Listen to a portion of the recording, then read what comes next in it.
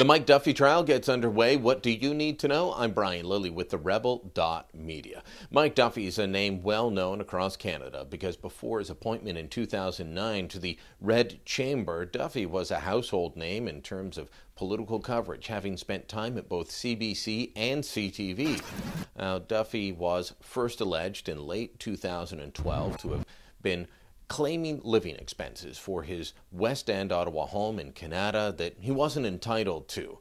From there, it steamrolled down to the point where he's facing 31 charges related to more than $90,000 of alleged inappropriate expenses. Let's break down what some of those charges are. He's facing one count of fraud, one count of breach of trust. Those are both related to his residency expenses. He's facing 9 counts of fraud and 9 counts of breach of trust for expenses unrelated to Senate business. He's got 4 counts of fraud and 4 counts of breach of trust related to the awarding of consulting contracts, and 1 count each of bribery, frauds on the government, and breach of trust. That's all related to the $90,000 payment that he took from Nigel Wright. That was an attempt to pay back the expenses.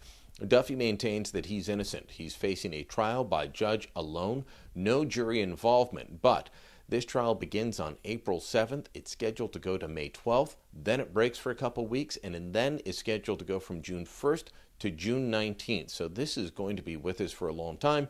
And then after the trial wraps up, it's going to take the judge some time to deliver a verdict. So this isn't going anywhere. It's going to be the circus in town. Now, what are we going to see? Well, some seasoned Crown prosecutors going after Duffy. Donald Bain, a seasoned defense lawyer defending Duffy, who maintains he did nothing wrong in his day in court, will prove that. And you'll even see someone from The Rebel, potentially, on the stand. Ezra Levant has been called as a witness over speeches that he wrote for Duffy a few years ago. That was one of the things Ezra did before Sun News. He would write speeches for anyone that wanted to pay him. So we could see Ezra on the stand being asked questions related to some of these contracts that went out. There's going to be more posturing around this trial than there will be facts reported, and that's something to remember. But there will be a lot of media present.